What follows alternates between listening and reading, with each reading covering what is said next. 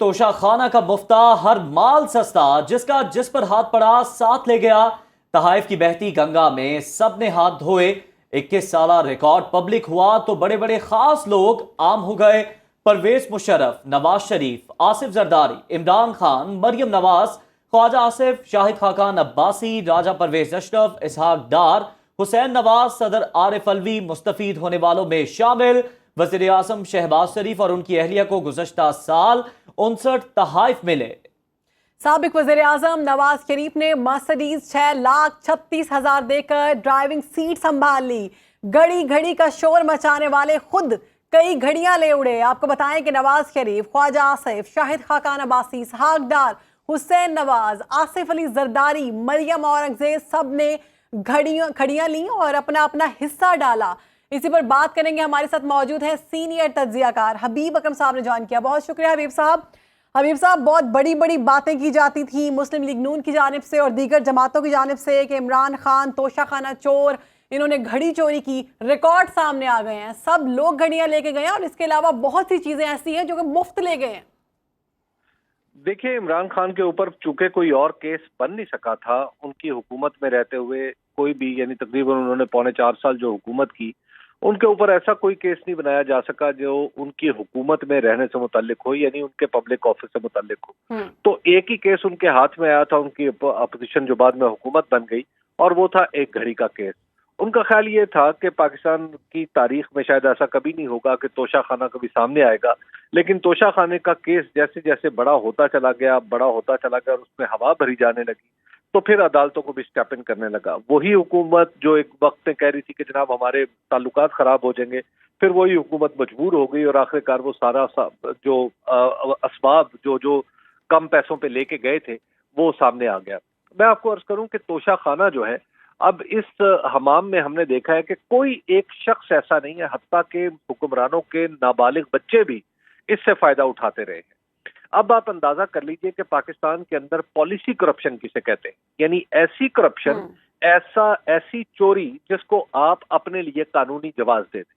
تو یہ وہ لسٹ ہے جو آج ہمارے سامنے آئی ہے، اور میں آپ کو بتاؤں یہ مجھ سے نمونہ خروار ہے۔ یہ بہت بڑے ڈھیر میں سے صرف ہمیں چند چیزوں کے بارے میں پتا چلا ہے۔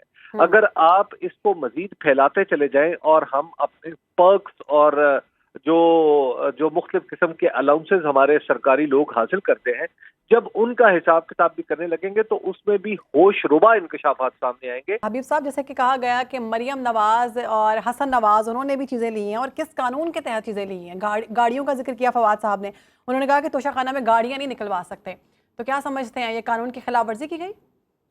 دیکھیں، جب یوسف رضا گیلانی وزیر اعظم بنے تھے تو اس وقت اسپیشلی انہوں نے رولز میں ترمیم کی تھی، اور وہ افراد کے حوالے سے تھی، یعنی ترمیم اس طرح کی گئی تھی کہ نواز شریف صاحب کو اور زرداری صاحب کو یہ اجازت دی گئی تھی کہ وہ ایک وقت کے لیے کہ وہ گاڑیاں اپنے پاس رکھ سکیں، لیکن جیسے زرداری صاحب نے گاڑی استعمال کر لی 4 سال تو اس کے بعد واپس کر دی، تو گاڑی کی تو قیمت ہی اس کا چلنا ہوتی ہے، اس کا استعمال ہوتی ہے، تو لہٰذا زرداری صاحب تو اس میں بالکل یعنی آپ یوں سمجھیے کہ اب ان کے اوپر تو کافی رقم نکلے گی۔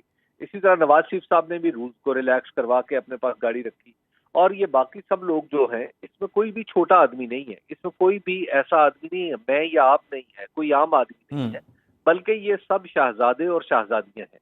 یہ چونکہ کسی کے ابا وزیر اعظم تھے، وہ ساتھ چلے گئے اور ساتھ جا کے انہیں جو گفٹ ملا تو انہوں نے اپنے پاس رکھ لیا، سرکاری وفد میں شامل ہو گئے، تو لہٰذا ایسے موقع پہ وہ جو کچھ بھی ان کے پاس ہے وہ ہوتی تو سرکاری امانت ہے۔ لیکن بہرحال پاکستان کے اندر چونکہ ہمیشہ ہمارے بڑے لوگوں نے اس طرح کی قانون سازی کی ہے اور اس طرح کے قواعد بنائے ہیں کہ اس کا فائدہ کبھی غریب آدمی کو نہیں پہنچتا، امیر آدمی کو پہنچتا ہے۔ آپ ذرا اس کی مثال لے لیجیے، یوں سمجھ لیجیے کہ کیا آپ نے کبھی سیکرٹری کا، کسی محکمے کے سیکرٹری کا، کسی محکمے کے بڑے افسر کا کمرہ گندا دیکھا ہے؟ آپ کو کبھی ان کا کمرہ گندا نہیں ملے گا، لیکن پورے کا پورا دفتر گندا ملے گا۔ اس کی وجہ یہی ہے کہ انہوں نے رولز اینڈ ریگولیشنز اس طرح بنائے ہوئے ہیں کہ افسران اور بڑے لوگ جو ہیں ان کے لیے تو سب چیز شیر مادر کی طرح حلال ہو جاتی ہے، اور پاکستان کا کوئی شخص اگر 1 یونٹ کی بجلی بھی اگر اس کی طرف حساب نکل ہے تو پوری کی پوری ریاست لٹھ لے کے اس کے پیچھے پڑ جاتی ہے۔ تو یہ جو کچھ نکلا ہے یہ تو صرف ابھی 2002 سے آنورڈ ہے۔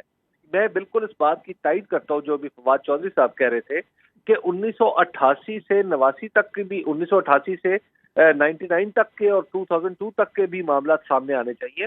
اس میں بھی پتا ہونا چاہیے کہ ہمیں کن لوگوں نے کیا کچھ حاصل کیا.